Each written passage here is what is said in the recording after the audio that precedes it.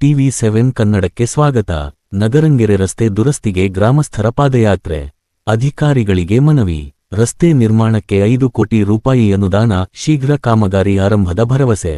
ಹೌದು ವೀಕ್ಷಕರೇ, ಚಳ್ಳಕೆರೆ ತಾಲೂಕಿನ ನಗರಂಗೆರೆ ಗ್ರಾಮದಿಂದ ರಾಷ್ಟ್ರೀಯ ಹೆದ್ದಾರಿವರೆಗೆ ಸಂಪರ್ಕಿಸುವ ರಸ್ತೆ ಸಂಪೂರ್ಣ ಹದಗೆಟ್ಟಿರುವುದನ್ನು ಖಂಡಿಸಿ ಗ್ರಾಮಸ್ಥರು ತಾಲೂಕು ಕಚೇರಿವರೆಗೆ ಪಾದಯಾತ್ರೆ ನಡೆಸಿ ಪ್ರತಿಭಟನೆ ನಡೆಸಿದರು.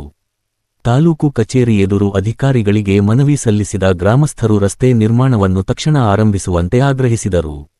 ಮನವಿ ಸ್ವೀಕರಿಸಿದ ಅಧಿಕಾರಿಗಳು ಸಮಸ್ಯೆಯನ್ನು ಆಲಿಸಿ ಸೂಕ್ತ ಕ್ರಮ ಕೈಗೊಳ್ಳುವುದಾಗಿ ಭರವಸೆ ನೀಡಿದರು.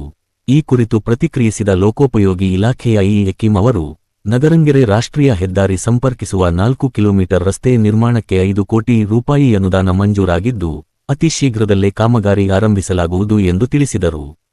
ತಹಶೀಲ್ದಾರ್ ರೇಹಾನ್ ಪಾಷಾ ಅವರು ಸಹ ಸಂಬಂಧಪಟ್ಟ ಇಲಾಖೆಯೊಂದಿಗೆ ಸಮನ್ವಯ ಸಾಧಿಸಿ ಕಾಮಗಾರಿ ಶೀಘ್ರ ಆರಂಭವಾಗುವಂತೆ ಕ್ರಮ ಕೈಗೊಳ್ಳುವುದಾಗಿ ಭರವಸೆ ನೀಡಿದರು. ಮೌನೇಶ ಆಚಾರ್, ಟಿವಿ7 ಕನ್ನಡ, ಚಳ್ಳಕೆರೆ.